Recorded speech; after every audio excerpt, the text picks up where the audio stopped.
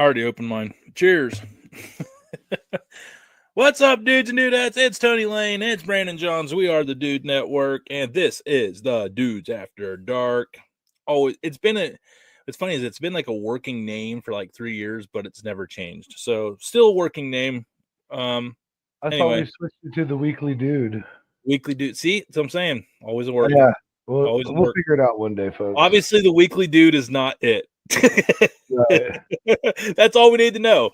Check it off the list, because if I'm still going back to that and overlook that one, then there's got to be something dude and weekly because it's shows. So, hey, we'll take some suggestions. Email them to johnsy@thedudenetwork.com. Boom. Speaking of that the literally just dudenetwork.com, happened. before we dive into this show, which is loaded with all kinds of cool things, we're doing a lot of Thanksgiving stuff, fair or foul, Thanksgiving food, family gathering questions, strictly on food, not like how you behave with certain relatives. We're going to leave that out of it. But on that, Johnson's got a dude of history, a really cool story to go with it. We got the fantasy football update. We also have some old school sayings that we can see how they've aged into the modern era. So, but first, let's go over to the dudenetwork.com, where we're happy to announce our recipe page. And they're up to 11. It takes a little bit of time and elbow grease, but we got there. You'll see a lot of Springer Mountain Farms on there because that is part of my obligation to provide recipes every month. So we're making those every month. So you're guaranteed one chicken recipe per month at the time being. But no, Johnsy and I, we're so excited to roll this out. We've been working on it. It shows you how many steps, how many ingredients. I mean, it's really cool. We try to have a little story with every recipe. I just love the layout of this, Johnsy. I really do. I know. I'm kind of like seeing it like this. I don't know. It's pretty cool. Yeah, and shout out to Ryan. We love Ryan, man. I can't begin to describe how much that dude has done for us. Really glad I'm saying that out loud the month before Christmas. So I can remember. So I remember that too. So anyway, thedudenetwork.com, get all the podcasts, the audio ones that we used to upload. That again, saying something out loud that I should be addressing. Glad you're doing this. But also you can check out our partners that we have right here. You know, love all these partners. Some of them have been here. All these have pretty much been here from the start for Springer Mountain Farms. Unkies, even if you click on the Unkies here, it's got a discount code already tied in. So even if you sly devils out there try to get out of taking advantage of the discount that has been put out there for you to take advantage of, you won't even get a choice. It's automatically factored in at checkout. So joke's on you. I'm still going to save you money whether you like it or not. And let's get to the show.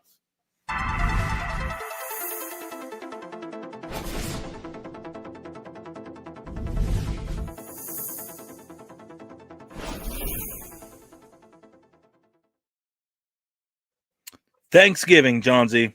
That's what we're talking about. Okay.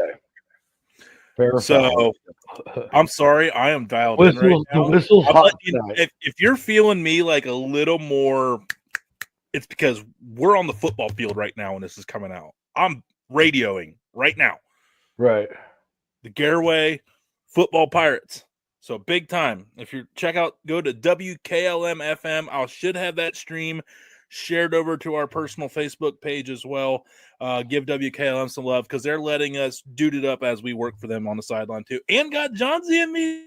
Shout out, I'll Matt. just be like, thank you for that. Oh, what's his name? The football player who's just on all the sidelines now taking pictures. Marshawn Lynch. You just see me Marshawn Lynch out there. And Ken Griffey Jr. Oh yeah, I forgot about Griffey Jr. Yeah, both of them.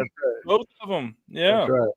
When you retire with that kind of money, you can kind of just invent your own hobby and be as successful as you want because you don't really need to make any money while other people starve to get to that position. But anyway, family-friendly show because Thanksgiving. Hot take. Thanksgiving. Yeah. Whoops. Oh, Sorry, so that's Radio Tony coming out. Can't no, are we doing? You do want to do the Thanksgiving topics real quick, or? So we have our annual trail cam pick just came in. I'm not trying to pay attention. Looks dark. Fair or foul. Yeah, you do it better. I charged the whistle up, so it's ready to go. Yeah. All right. I gotta figure out. Okay. Fair or foul Thanksgiving dishes. Okay, So, I like this. Let's go. so just like some I'm food gonna items that probably you might offend some see, people. these are going to be structured a little differently. There's not really, it's just all pertaining to food and in a way. Okay, so we got one here in dedication to our buddy Zach Lauer. Yeah, he totally inspired. I was asked that one. No, not going to start with that one. Start it easy. French onion crispies on green bean casserole. Someone comes in without the French bean crispies on top of the green bean. Without? Yeah, fair or foul. I don't even eat that, but yeah, 100%. Hey, that's it. Hey, you know what? You're out of here. That's a technical, bro. Get out of here, maniac. Psychopath. Yeah, you do. Okay. You know, it's like the yams and sweet potatoes are always like a vital part of Thanksgiving tradition, right? So there's some that have like the cinnamon, the walnut, the glaze, all the things. Yeah. And so my thing is sweet potato casserole is a dessert. Fair or foul with that take? Yes. A lot of people are like, I ate my sweet potatoes. I'm like, no, you ate the dessert of the sweet potato. That is no longer a sweet potato. Yeah. Version of the way you're hoping that it comes across. Oh, I ate a bunch of sweet potatoes. No. Yeah, then I'm just letting you guys know. You basically it doesn't count as your vegetable. It is you're eating dessert. Cinnamon rolls. I mean, no, don't get me wrong. It might be a healthier dessert than others, but when you add that much brown sugar, cinnamon, nut toppings that you would only find on pastries, yeah, dessert. It's a cinnamon roll, but baked on a sweet potato instead of a bun. And there's definitely them sweet potatoes got some seasoning in it, and it's someone goes heavy on the Uncle Steve sweet shake. That's all I'm gonna say. Huh. Okay. Fair or foul, a Thanksgiving without pumpkin pie. Now, I don't like pumpkin pie very much, but one must be wasted. If you don't have pumpkin pie, I mean, are you even celebrating Thanksgiving? Ooh, that was close. I was on it there. I really want it. I want to do the. Nope. Damn it. All right. This is our Zach Lauer inspired question. Okay. A veggie tray at Thanksgiving, fair or foul? Before we go too crazy, there will be one at ours.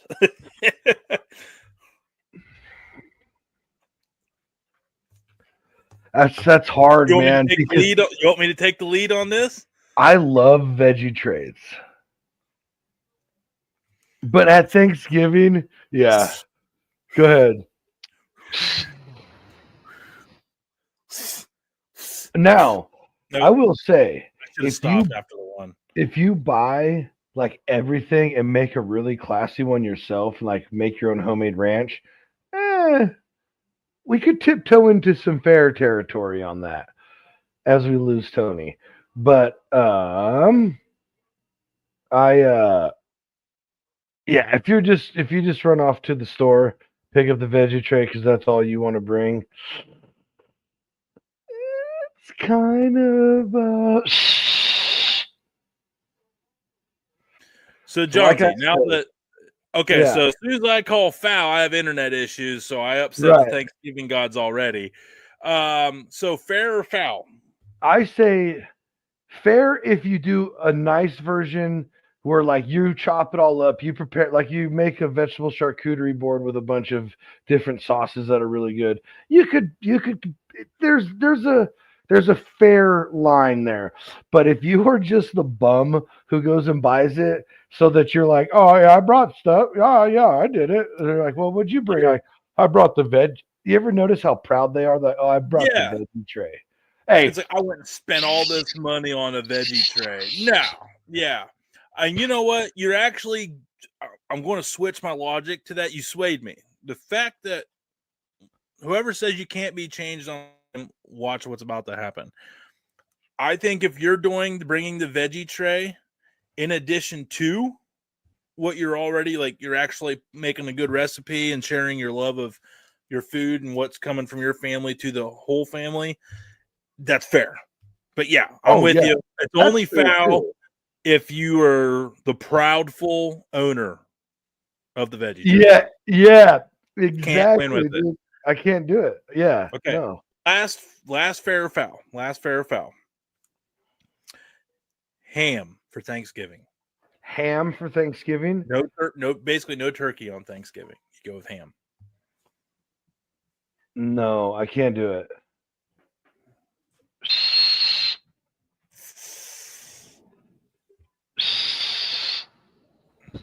I'm team ham. Oh, I'm team ham. I will never be offended if there's not a turkey at Thanksgiving. But if I don't have like dark meat turkey with my mashed potatoes and gravy, then I don't feel like it was Thanksgiving. Oh, I put my ham in the I won't be upset. Trust me, I'll never be mad. Next level. Hey, wait until you see me at Christmas when I take some mashed potatoes and a thin, flimsy piece of ham and I roll it like a little enchilada, but with mashed potatoes inside of that, like a ham cannoli with mashed potatoes. What do you think about that?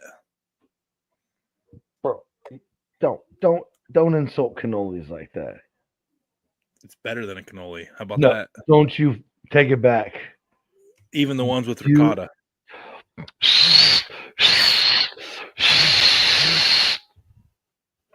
Anyway, like, no, don't get me wrong. Now, I'm doing something different this year with the strategy.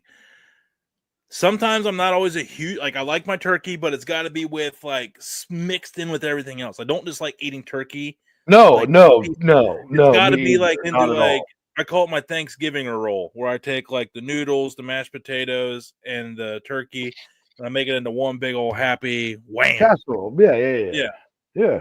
And but this year I want to take advantage of the cranberry salad. Where I'm going to do turkey with cranberry. For some reason, it was like last year afterwards, I finally realized why cranberry. I'm like, why does everybody do cranberry? Then I'm like, most people cook. Then last year I realized in our foodie world, I was like, oh, hey, like last year in our foodie world, I realized I'm like, because cranberry goes with turkey, you idiot. And I was like, yeah, and most of the time turkey's dry as F if they don't know how to cook it. So won't be hard. I'm excited. I got a fair foul Thanksgiving. Yeah, add on to it. That's what I got. Is it appropriate to bring a like stovetop, like pre-made stuffing that you make, or does it have to? Is that fair or foul? All right. So, because like I don't like homemade dressings. I like the shitty box stuff. I'm that guy. And that's what my job is this year is the homemade, and I'm not doing the stovetop. I mean, I'm dicing up a loaf of bread like my mama did it. It's my mama's index card. Yeah, go 100%. I'm excited. You know what I'm really excited about? What? Mama Cindy gave me the green light to film a couple videos with me sharing some of her recipes. I was very excited about that. I'm excited. My daughter will be here for Thanksgiving. Shout out! I'm excited for you and Miss. So excited for you guys. It'll be a Thanksgiving to remember. I am. This is a special year since we've seen her. This is kind of a big one for I guess both of us because this is like you got here after July 4th. We haven't really had a major holiday yet, So, like, we're going to combine forces on Thanksgiving a little bit, but obviously you got plenty of time to enjoy that time with her. So it's going to be awesome. Yeah, we're super pumped. Yeah, absolutely. What was your fair foul you just asked? Is it okay to bring not stovetop dressing. homemade stuff, Yeah. dressing, stuffing, whatever? Yeah. It still takes a little bit of skill, and at the end of the day, the stovetop dressing is still money, dude. Like, Honey, thank you. I know it's not supposed to be, but I know. Look, I know I talk a lot of crap about eating stuff like that. I understand. But look, it's just one of those. I have never claimed to be perfect, and I admit my sins. Well, I will tell you. Once a week, I go to confession on this podcast, and I tell people of the naughties that I do. The roommate is not a stuffing fan, aka my wife.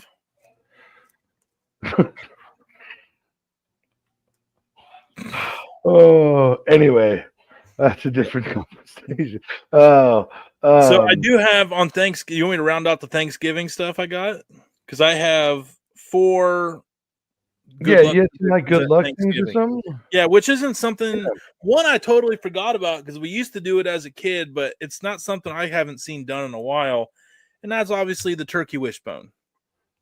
Oh yeah, no doubt, right? I forgot about that. Normally it was the mom and the dad, and that was how our rule was. Mom and dad got to do it, and whoever got the biggest, or whoever got the wedge, because it never splits in the middle, is the one that was going to have good luck. At least that's how we thought. That's what I was always told. Yeah, well, we would always take turns like doing it with my dad, and when he was carving the turkey, once it cooled off and stuff. And no, you just got to. We didn't. It wasn't like good luck. We was just whoever got the top blade wedge, whatever. You got a wish.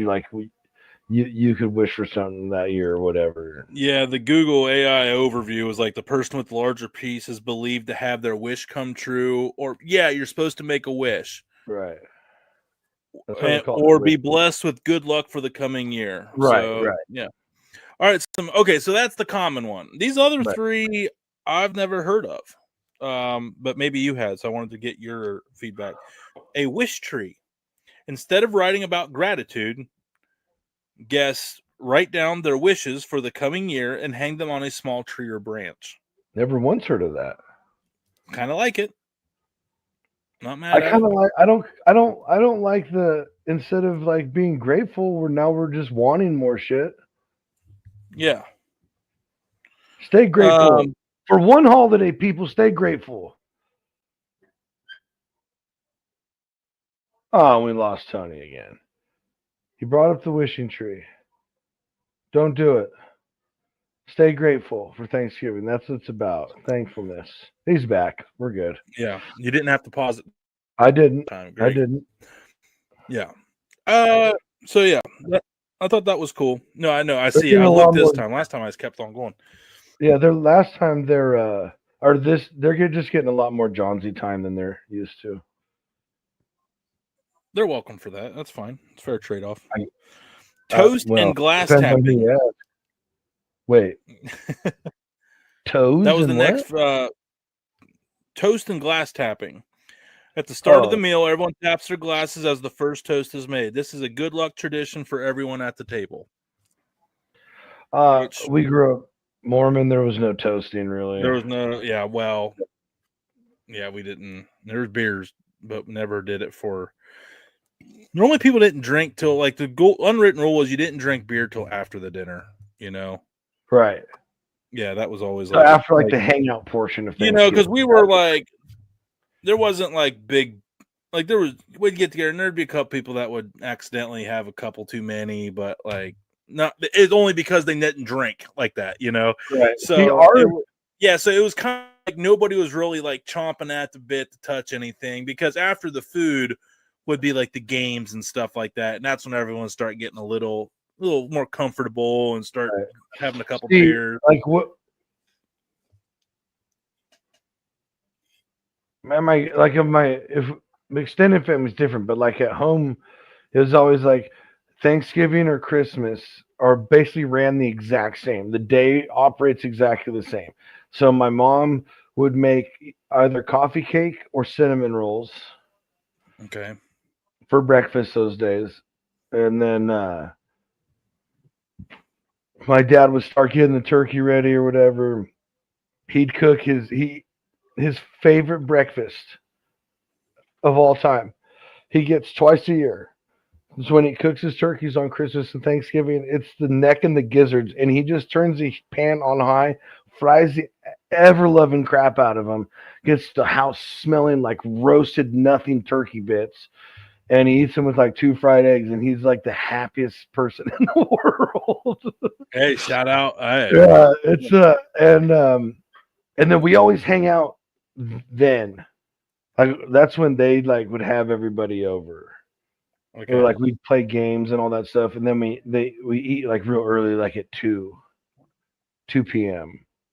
But now, like then, we grew up, had our own families. Then we're over here from like 11 to 1. We're down at my parents' house for X amount of time. Then we're Well, over at our niece's house. So and that's what's nice. What was nice about this year is all my other stuff is like after Thanksgiving. So I only got one place to be on Thanksgiving this year, which is like the first time in a lot of years.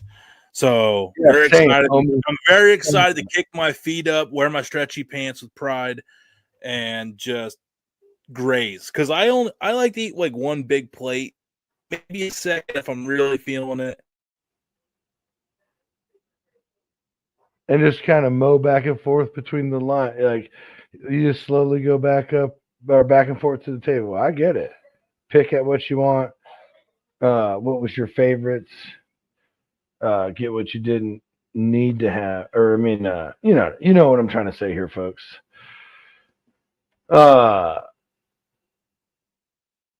Let's try and get this going back for us. I tell you what, this internet and me are going to go rounds. We had one more good luck. And this one, I think you and I, because we take great pride in these moments. Catching the wine glass. If a wine glass is about to be spilled, the person who catches it is said to be the one who will open the next bottle of wine. But I don't know what that I mean, means. wine, it doesn't matter. Phone, plate, Whatever. dude. Those like whatever dad reflexes. So or whatever. apparently you're winning if you catch a wine glass on Thanksgiving if your family does wine or grape juice, but we can just say beer. Let's just say water. It doesn't matter if liquid's about to spill. Milk, baby bottle. If you catch the baby bottle, you get to have a baby bottle, according to tradition. The next one for sure. Yep. Sorry, kid. Yeah. Oh, you're hungry, little baby? We'll go change your own diaper. This one's on me. So, yeah, so tough now, baby. You gonna cry? Was I drink your milk? Happy Thanksgiving. A little aggressive for Thanksgiving times, but hey, fair. Sometimes you gotta establish dominance and let them know. It's fair. It's fair. I was just kidding. All right, you take over. Where are we going to next on this journey? Dude from history. Let's go. I love these. The one, the only Franklin Deveraux. I've heard of John Deveraux. So maybe. That name sounds familiar. Franklin Deveraux was a veteran of the American Civil War. Okay, that's why that name sounds so familiar. I'm reading about it so much right now. I guarantee you I've heard about it. He lived in northern Michigan, around the Sheboygan area, and is buried at or near a small lake called Deveraux Lake off Michigan Route M33, if you're ever in the region. Okay.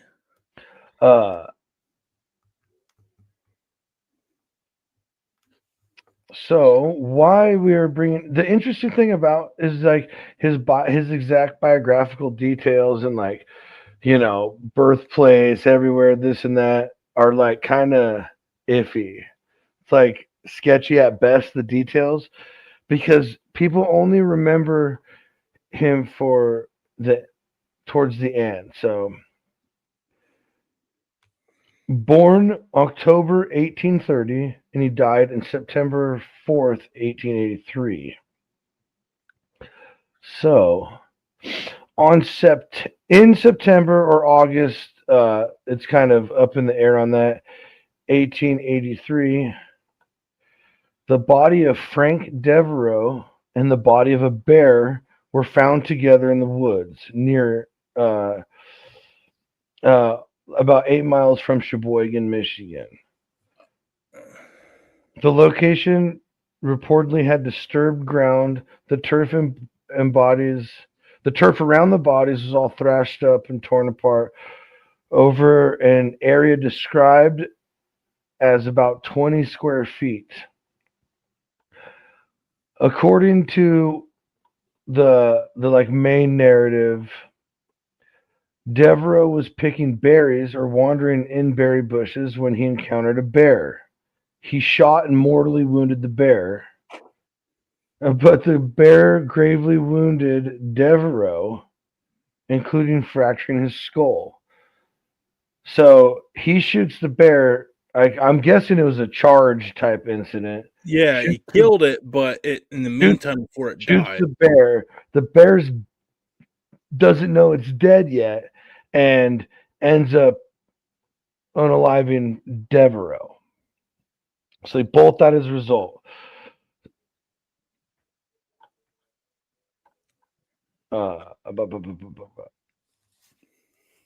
So what's it? Okay. There's according to this bear. oh, I don't remember that being that good. I'm just trying to make sure I didn't. So yeah, it's like the only time that this has ever happened, really. Like we're mutual combat against a bear, and what am I trying to say here? It was just he killed the bear, but the bear was like, you know what? Not today, sir. You're going with me. So anyway, just a wild dude from history, Franklin Deveraux. Take my life, I want to take yours back. Yeah. Stupid bear. I mean, I do. Yeah, and what's Sheboygan? No, I'm thinking of Charlevoix. I'm trying to remember where Sheboygan, Michigan is, and why there would be that big of a bear there. Anyway, might be the Upper Peninsula. Well, do you want to shout out Frank Deveraux? Deveraux, yeah, no doubt. Hey, he went out. Hey, they both went out like men. Just like the Civil War, you only win by killing people. Whoa. Whoa. Happy Thanksgiving, Tony. Happy Thanksgiving. Boy. Thanksgiving. Is this what radio does to you? Good Lord. So let's fast forward. Hey, hot takes is what gets you ratings. I remember that. So fast forward. I'm also reading that damn book, and I'm like just getting really disgusted with how some of the things were handled in that time period. That's all. Oh yeah. I'm just glad I'm alive now and not in 1940s and 50s. Fast forward 100 plus years, and let's sail over to Taiwan in October 25 of 1997 to be exact. A large scale, and this is for you, Tony, because of the 450 event. A large scale tug-of-war contest was held. Yes. Reportedly with roughly 1,600 participants. The rope used was nylon, about 2 inches thick. Did they rip it in half? Well, let's go. What went wrong? The rope, 2-inch thick nylon rope, rated for roughly 57,000 pound force, according to some sources. The actual force generated by the roughly 1,600 participants pulling simultaneously apparently far exceeded that rating. In one summary, that was greater than 180,000 pounds of force. Now, nylon rope have high elasticity and can store a large amount of energy when stretched, which means when they fail, they snap back. Oh no. So, when the rope broke, the stored elastic energy released and the rope ends recoiled at high speed. That was the mechanism for several injuries. Whew. Participants apparently did not wrap the rope around their arms.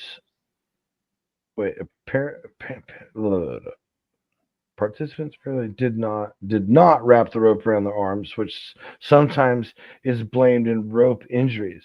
But in this case, the physics of the breaking rope itself was the major issue. So here's the mass scale. The event was system per pulling the safety. Okay, the injuries and aftermath. Yeah, how bad were the injuries? Multiple injuries. Dozens of participants suffered lacerations, burns, crush injuries, like the rope would hit them and crush part of their, whatever, and multiple other traumas. However, two participants had their left arms severed at or near the shoulder during the rope failure. Severed, like clean off?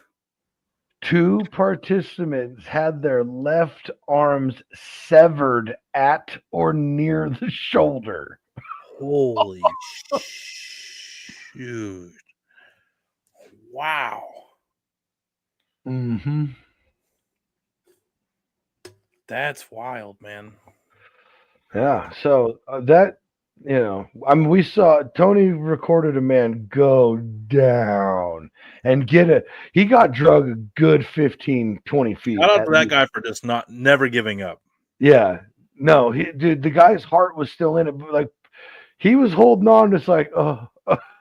And shout out to his 2.4 ABV level too. That was At amazing. least. And that's right. The 2 in front of the decimal on purpose. Right. To emphasis. I know that was cool, man, but 2.4, right. you guys are the shit. No, you're the shit. Dude, You're one of my favorite parts of it is, oh man, you guys did good shit. You're good. No, you're good shit. Just like the rallying cry, like we're about to have a riot. I love it. Yeah, it was starting to get. We were. So anyway, that's all I got for. Okay, that's good. I mean, that's crazy. Arms severed off. Dude, that's what I'm saying. So man, game of so look, dude, Tug-of-War. you're like this, and all of a sudden the rope snaps, and it happens so fast with so much stored energy that you don't even fall over yet, but your arm is lopped off. Absolutely insane. Oh no, I think I lost my buddy again. Hey, StreamYard, I'm gonna pause it.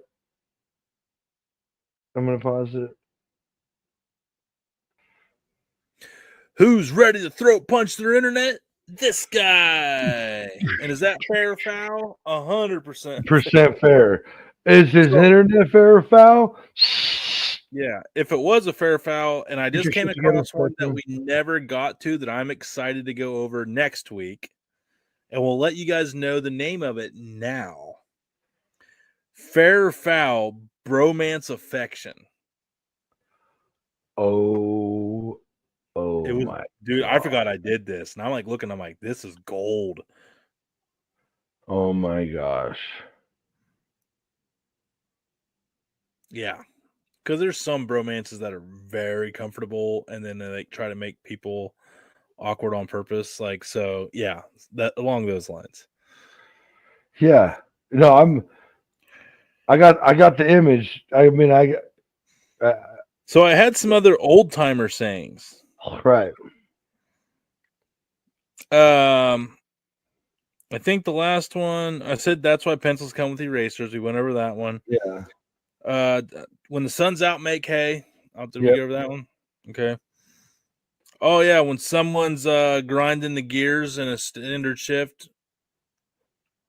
Grind me a pound. Yeah, don't forget to grab me a pound. Okay, so we went over those. Oh, no, yeah, you went, dude. I'd never heard that, and I can't wait till I hear someone grinding the gears, dude. I've Yeah, been waiting for my moment. they're gonna love me for that. Make sure to grind me a pound. Yeah, don't forget to grind me a pound. Can't wait. They Oh, don't like the new. Don't go buttering my bread. I mean, yeah, I haven't heard it said like that, but like, I always like, oh, it sounds like they're trying to butter my bread. Yeah, Yeah, basically, like, yeah, don't go kissing my ass. Yeah. yeah, exactly. Oh, interesting. Trying to butter my Uh, bread.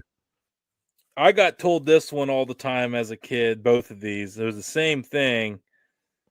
Uh, yeah, you'd make a better door than a window. Oh, yeah. And Heard my that a mom million also told me times. your dad wasn't a window maker. Nope. Nope. I thought it was funny though. Looking back on it, it's pretty funny. I just never heard that one. Yeah, yeah. Your dad wasn't a window maker. Huh. Yeah, yeah. Like Well, my basically, you're dad, not a window. Yeah, we my made a dad, human being, not a window. Get out of the way. You're blocking yeah, the my TV. dad was though for a little while. Well, what's really funny is mom Well, is five window five business. two. And mom's like 5'2", 5'3", and dad's like 5'8", and then I'm like 6'3". And they'd Yeah, always be and like like, who's "Boy, your who's the dad? milkman?" And I'd be like, "Dad was literally the milkman." Right. Literally. That was always, and everyone's like, "Oh, I've that joke's literally so been in the fun." milk stable. Yeah, Or parlor, literally, parlor, yeah. literally how it worked. But Oh, that's funny. yeah, another topic we never went over: underrated or overrated adhesives. We forgot about that one.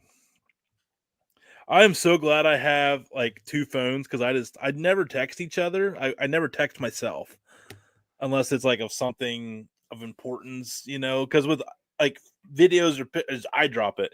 So I just have like this first time ever, like a working vlog of just me, like no one else, just me. And it's a Just fun place to go back and read over, apparently. So yeah, bro, we need to go over the adhesives one. Not I tonight. know that was such a good topic. And then Yeah, like dude. now, like I'm so I would glad. like to weigh in on that. What, on the adhesives? Yeah. Yes. I think we could I got an idea. We both just write down like 10 adhesives and then we'll see which ones we actually wrote down are the same. Because I think that you come and I come from different backgrounds. So I bet I've used a lot of if we adhesive. both write down 10, we'll probably end up with like 14, 15 different adhesives. Do we then have a battle royale test? March Madness is coming up here, dude. I'm just saying. Oh, it's You're such a dude welcome. network. What you're trying to say is you're welcome. Are you kidding me? Is it because I sang Moana? It's time Nope. for another internet. It's our time for our Dude Network 2026 Fantasy Football Recap. Cap. Even though it was a rough one. It was a rough one for me. I'm It always was a like, rough one. I was Oh, winning the whole dude, day. wow. And it literally came down to that stupid pass interference call on Monday Night Football. If Detroit gets the ball back for one more drive, I probably win because I had Jared Goff and Amon-Ra St. Brown. I was the second highest point scorer in the league, but it was not enough as I lost to More Studying Needing, who at one point was down and is now up at 6-5 and ranked fourth in the league. Oh. I fall to third place, 130.15 to 128.75. Roland Doobies prevails over Hanford Pigson, who drops to 4-7. Roland Doobies improves to 7-4. It's good enough for second.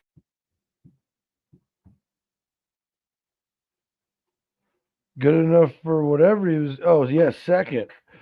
And then Dirty Jersey lost. Okay, back quick on that one. Yeah, it was good. Southeast Warriors beat Nombre 110.9 to 92.3. Some low scoring games, a lot of bye games, a lot of bye weeks last week. Right. Branch Sauce beat Dirty Jersey. That's rough. With Branch Sauce still having multiple players. Oh, just a rough day for Dirty Jersey. Rough day. He drops to sixth place at 5-6. He scored 70 points and lost to a team that hasn't set their lineup in time. Moving on, Johnsy, third highest point scorer of the week, knocking off number 1, improving to 3-8 and knocking Damon down to 8-3, 127 to 71. Johnsy improving to 3-8, which would have put you past Branch Sauce, but since they won against Dirty, they stayed. I know it's absolute BS. Hanford Pigson in 8th place, holding down the last playoff spot at 4-7. Johnsy, you're only one game back of 8th and 9th. And this week, real quick matchups, it is me versus Southwest Warriors, defending champions. He's actually projected to drop 127 on me and beat me. Johnsy, you are projected to win once again. Your team's getting healthy, my friend. No, 116 to 96. He has a player to switch out. I already did the investigation. Okay, well, is it a 20-point player? Close. Oh, okay. Real close. We'll see, though. We'll see. Chase Brown's 16. So yeah. Well, he'll probably change out the kicker too. So that's what I'm saying. It's close. Okay, but anyway, it's gonna be a great matchup. Should be a good matchup. And that's gonna, if you pull that off, Johnsy, you're moving, probably sitting in 8th place next week and last place in this is a big week matchup for you. No pressure. Don't blow. Okay. Dirty Jersey needs to set his lineup, but he's going up against Rolling Doobies 115-6-4. Branch Sauce projected to 37. So Nombre, if you lose to that point total with 106, I'm not even inviting you back to the league next year. Matchup of the week, Ricky first studying meeting. 114.3 point wards against Damon. Ooh, that's a tight one. 14.99. Damon's projected to win by 0.6 in this North versus South Kakalaki showdown. Kakalaki bragging rights. Who has the better mustard sauce? Who has the best fantasy football team? A lot on the line here this week. 1 versus 4. 3. Yeah, so cool. That is our Well, real quick before we get out of it. Sorry. I would really like to apologize to our first place seed right now, Finkel is Einhorn, aka our good buddy Damon Kite, because the biggest blowout of the week by 55.6.